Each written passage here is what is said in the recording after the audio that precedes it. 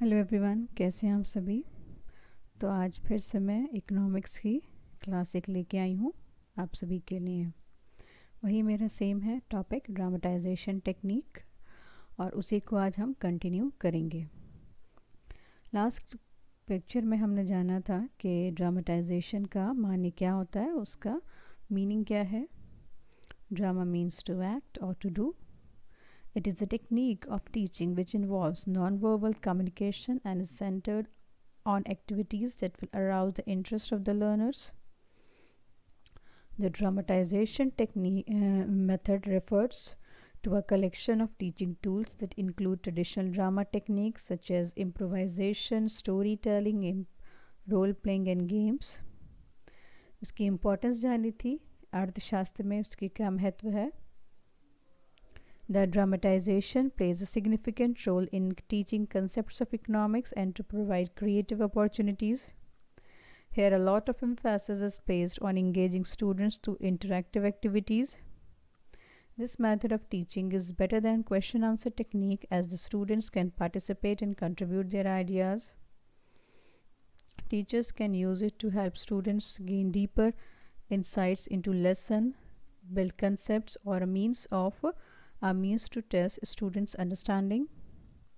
The students must consider dramatization as the real learning activity instead for a simple play of enjoyment. Children who do not directly participate in drama but only witness it also develop an understanding of the play and the lesson hidden in it. आज हम पढ़ेंगे how it can be done, यानी कि हम किस तरह से economics की क्लास में, अर्थशास्त्र की क्लास में हम ड्रामा को ऑर्गेनाइज कर सकते हैं। The dramatisation must be organised by an experience teacher. तो ड्रामेटाइजेशन एक ऐसी टीचिंग टेक्निक है जहाँ पर टीचर को थोड़ा एक्सपीरियंस्ड होना ज़रूरी है। क्यों? क्योंकि आपने पिछले वाले पॉइंट में एक देखा था कि हो सकता है बच्चे इसको एक फ़न एक्टिविटी की तरह ले लें। तो ये ज़रूरी है कि एक एक्सपीरियंस टीचर हो, एक जानता हो कि मुझे किस तरह से ऑर्गेनाइज़ करना है कि बच्चों के लिए एक ये लर्निंग एक्टिविटी हो, ये एक फ़न एक्टिविटी बन के ना रह जाए। दूसरा इसमें यह है कि जितना ज़्यादा टीचर एक्सपीरियंस होगा उतना ज़्यादा वो अपने स्टूडेंट्स को भी जानेगा कि मेरा बच्चा, मेरे जो स्टूडेंट्स हैं वो कितने ज़्यादा, उनकी क्या क्या, मेरे अलग अलग स्टूडेंट्स की क्या क्या क्षमताएं हैं, कौन सा बच्चा किस तरह के का ड्रामा, किस तरह का नाटक कर सकता है, कौन सा बच्चा किस तरह के रोल अदा कर सकता है। तो ये ज़रूरी है कि टीचर थोड़ा सा एक्सपीरियंस हो। वेरियस आइडियाज़ में be comprised in the process of dramatisation, these are as follows. तो आपके लिए कुछ आइडियाज़ यहाँ पर सजेस्ट किए गए हैं और उनके बेसिस पे आप अपनी क्लास में, इकोनॉमिक्स की क्लास में ड्रामेटाइजेशन के थ्रू इकोनॉमिक्स पढ़ा सकते हैं। लेकिन ये कोई ज़रूरी नहीं है कि आप इन्हीं की तरह पढ़ाएं, आप अपना भी कुछ नया इनोवेट कर सकते हैं। पहला है the class can enact a current situation, यानी कि कोई भी अगर करंट सिचुएशन है उसको भी वो दर्शा सकता है। जैसे कि हमने पिछली क्लास में जाना था, इकोनॉमिक्स जो है एक सामाजिक शास्त्र है, एक अर्थशास्त्र है और ये समाज से जुड़ा हुआ है। Everybody is engaged in economic activity. कोई भी ऐसा इंसान नहीं है जो इकोनॉमिक एक्टिविटी नहीं करता हो। तो जो भी इकोनॉमिक एक्टिविटी है वह आप उस चीज़ को अपनी क्लास के थ्रू दर्शा सकते हैं। जैसे कि अभी कुछ दिन पहले डीमोनेटाइजेशन हुआ था देश में, तो उस सिचुएशन को आप अपनी क्लास में दर्शा सकते हैं अगर आपको वो चीज़ यूज़फुल है। एग्जाम्पल के तौर पे अगर आपको उससे रिलेटेड कुछ पढ़ाना है तो आप उस सिचुएशन को आप दर्शा सकते हैं कि किस तरह से अचानक डीमोनेटाइजेशन का अनाउंसमेंट हुआ और सिचुएशन किस तरह से हो गई थी, कितना केओस हो गया था देश में। तो इस तरह की चीज़ें भी आप इनेक्ट कर सकते हैं, या अपने जो भी आपका चैप्टर है उससे रिलेटेड भी चीज़ें आप इनेक्ट कर सकते हैं। कि अगर कोई भी इस तरह से, जैसे इन्फ्लेशन आप पढ़ाना चाह रहे हैं, जैसे इन्फ्लेशन महंगाई है कि महंगाई क्या होती है, क्या होता है उसमें, कैसे चीज़ें होती हैं, तो वो महंगाई वाली सिचुएशन भी आप अपनी क्लास में करंट सिचुएशन में कर सकते हैं कि महंगाई अगर होती है तो किस तरह से लोग उससे अफेक्टेड होते हैं। अगला है imaginary interviews with the leading personalities in the field of economics can be arranged. यानी कि आपको यहाँ पर क्या करना है, इमेजिनरी इंटरव्यूज़ अनाउंस करना है। इंटरव्यूज़ देखिए सबसे पहले जानते हैं क्या होता है। इंटरव्यू कहते हैं जब किसी भी इंसान के बारे में, जो भी उससे उसके बारे में दूसरा एक आदमी होता है जो कि जो इन्फॉर्मेशन देता है अपने बारे में, और दूसरा होता है जो उसके बारे में इन्फॉर्मेशन रिसीव करता है, उससे लेता है। तो यहाँ पे हमें क्या करना है कि दोनों को इमेजिनरी इंटरव्यू हमें क्रिएट करना है। यानी कि जो इन्फॉर्मेशन दे रहा है वो असल में वो इंसान नहीं है, वो बल्कि किसी और को वो रिप्रेजेंट कर रहा है। जैसे हमारी क्लास का ही कोई भी एक स्टूडेंट है और उसको हम बना दें, जैसे अभी कुछ दिन पहले नोबेल प्राइज़ मिला था इकोनॉमिक्स में इंडियन को, एक इंडियन थे जिनका नाम था अभिजीत बनर्जी। तो हम एक बच्चे को एक अभिजीत बनर्जी बना दें और एक बच्चे के रिपोर्टर बना दें, तो इसमें क्या होगा कि दोनों बच्चे जो बनेंगे वो इंफॉर्मेशन कलेक्ट करेंगे।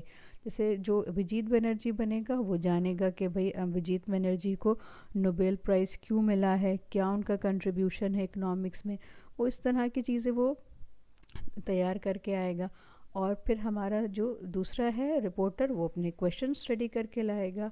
तो दोनों एक वो उससे क्वेश्चन पूछेगा, वो उससे आंसर करेगा।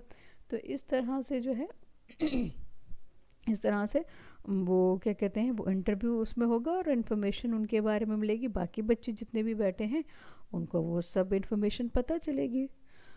और इस और क्या हम क्या कर सकते हैं, जैसे कि हम फाइनेंस मिनिस्टर हैं, कोई भी फाइनेंस मिनिस्टर का इमेजिनरी इंटरव्यू हम ऑर्गेनाइज कर सकते हैं कि कोई भी करंट सिचुएशन है, कोई भी आप चीज़ पढ़ा रहे हैं, तो फाइनेंस मिनिस्टर, एक बच्चे को फाइनेंस मिनिस्टर बना दीजिए, वित्त मंत्री, कि वित्त मंत्री जो है और एक बच्चा रिपोर्टर है। तो वित्त मंत्री से रिपोर्टर क्या क्या क्वेश्चंस कर रहा है वो हम कर सकते हैं। Sorry. The students can demonstrate themselves how they would make reaction to a particular problem in economics. आप यहाँ पर कर सकते हैं कि बच्चे जो हैं, अगर कोई भी इकोनॉमिक्स की पर्टिकुलर प्रॉब्लम है तो वो अगर प्रॉब्लम कुछ आ जाती है तो बच्चे किस तरह से डेमोन्स्ट्रेट, मतलब कैसा लोग जो है रिएक्ट करेंगे। एक तो जैसे मैंने एक डिमोनेटाइजेशन का भी आपको बताया था, वो हम यहाँ कर सकते हैं। इन्फ्लेशन का हम कर सकते हैं, पॉवर्टी का कर सकते हैं कि ये एक बड़ी इकोनॉमिक प्रॉब्लम है हमारे देश की। हमारे चैप्टर भी है क्लास 9th में पॉवर्टी का, गरीबी का। तो कि गरीबी जैसी सिचुएशन है तो किस तरह से लोगों को परेशानी होती है, कैसा वो जीवन यापन करते हैं, तो वो हम चीज़ें यहाँ पे दर्शा सकते हैं। फिर अनएम्प्लॉयमेंट हो गया, बेरोज़गारी, कि बेरोज़गारी की वजह से क्या क्या परेशानियाँ होती हैं, कैसे होती है बेरोज़गारी, क्या उसके कॉजेज़ होते हैं, वो सब हम दर्शा सकते हैं। तो अभी तो इस तरह की चीज़ें हम कर सकते हैं। फिर है नुक्कड़ नाटक फॉर इकोनॉमिक्स कंसेप्ट, किसी कोई भी चीज़ आपको पढ़ाना है, इकोनॉमिक्स का कोई भी कंसेप्ट पढ़ाना है, तो अगर आपको लगता है कि ये चीज़ नुक्कड़ नाटक के थ्रू ऑर्गेनाइज किया जा सकता है तो वो में हम कर सकते हैं। रोल प्ले, के रोल प्ले बच्चों को अलग अलग जो है रोल दे दीजिए और फिर उनसे उसको काम करवाइए। तो ये कुछ सजेशंस थे आपके लिए, जिससे आप जो है अपनी क्लास में, इकोनॉमिक्स की क्लास में ड्रामा कर सकते हैं, ड्रामेटाइजेशन कर सकते हैं और बच्चों के लिए यादगार जो है आप इम्प्रेशन क्रिएट कर सकते हैं। अब हम पढ़ते हैं टाइप्स ऑफ ड्रामेटाइजेशन।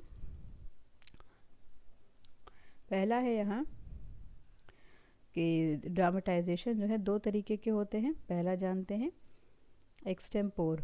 एक्सटेम्पोर जैसे कि हम जानते हैं, अक्सर जो हमने वर्ड सुना एक्सटेम्पोर, स्पीच के लिए सुना है। जैसे एक्सटेम्पोर स्पीच होता है ना, कि विदाउट प्रिपरेशन कहा जाता है कि आप एक चिट होता है, एक चिट निकालिए, उस पे आपका टॉपिक होता है, आपको 2 मिनट दिए जाते हैं और आपको उसके ऊपर बोलना होता है। तो आप कुछ घर से कुछ प्रिपेयर करके नहीं लेके आते हैं, आपको वहीं के वहीं टॉपिक मिलता है, वहीं के वहीं आपको सोच के बोलना होता है। तो यहाँ पर एक्सटेम्पोर ड्रामेटाइजेशन भी यही है। यहाँ पे कोई इंस्ट्रक्शंस जो है, कोई प्रिपरेशन कुछ नहीं की जाती है। बस टीचर को क्या होता है, टीचर इस बार एक चीज़ सोच ले दीजिए। ये अक्सर जो है जब हम कर सकते हैं जब हमने जो है चैप्टर पढ़ा दिया है, कंसेप्ट बच्चे को समझा दिए हैं, उसके बाद जो है हम सोच कर आएँ और क्लास में बोलें कि भाई अब हम ये जो है ड्रामा करेंगे और ये तुमको ये रोल निभाना है, तुम ये बनोगे, तुम ये बनोगे, तुम ये बनेंगे। बच्चों को सारे उनका रोल दे दिए और फिर उनको सिचुएशन समझा दी कि ये सिचुएशन आपको दर्शानी है, और फिर उसके बाद जो है वो उसको करेंगे। तो इसमें क्या होगा कि बच्चों को पहले से कोई भी डायलॉग्स उनको पहले से कुछ तैयार नहीं होंगे, वो ख़ुद ही सिचुएशन को भाप के एक दूसरे के बोलने पर ही वो अपने अपने जो है डायलॉग्स वो बोलेंगे। तो इस ड्रामे का फ़ायदा क्या होगा कि बच्चों के अंदर thinking, power of thinking develop होगा, इमेजिनेशन उनका डेवलप होगा, क्योंकि सब कुछ वो सोच समझ के ही सिचुएशन के अकॉर्डिंग ही वो बोलेंगे, कुछ भी प्रिपेयर्ड यहाँ नहीं होगा। अगला जानते हैं क्या होता है। अगला है प्रिपेयर्ड ड्रामेटाइजेशन। जैसे कि नाम में से ही पता चल रहा है कि ये प्रिपेयर्ड होता है। इसमें जो है पहले से ही टीचर जो है सारे प्रिपरेशंस जो है करती हैं। पहले से बच्चों को अनाउंसमेंट किया जाता है कि हम फलानी डेट पे हम इस ड्रामे को ऑर्गेनाइज़ करेंगे, ड्रामे का टॉपिक ये रहेगा, ये इसमें लोग बच्चे जो है ये पार्टिसिपेट करेंगे, ये उनके रोल रहेंगे। और स्टूडेंट्स जो है पहले से ही अपने अपने डायलॉग्स जो है वो तैयार कर लेंगे और एक दूसरे के साथ बैठेंगे कि हम तुम ये बोलोगे फिर हम ये बोलेंगे। इस तरह की चीज़ें, एक म्यूचुअल अंडरस्टैंडिंग बच्चों के अंदर डेवलप होगी। ओके, तो और फिर ड्रामा किया जाएगा। तो इस तरह के जो प्रिपेयर्ड ड्रामेटाइजेशन होते हैं वो क्या क्यों हेल्पफुल हैं, वो कैसे हेल्पफुल है कि बच्चे जानेंगे कि किस तरह से डायलॉग्स जो है प्रिपेयर किए जा सकते हैं। एक अनप्रिपेयर्ड डायलॉग में और प्रिपेयर्ड डायलॉग में बहुत फ़र्क होता है, बहुत उसमें अंतर है। और जाहिर सी बात है जब आप चीज़ को प्रिपेयर करेंगे तो वो ज़्यादा अच्छे से समझ में आती है।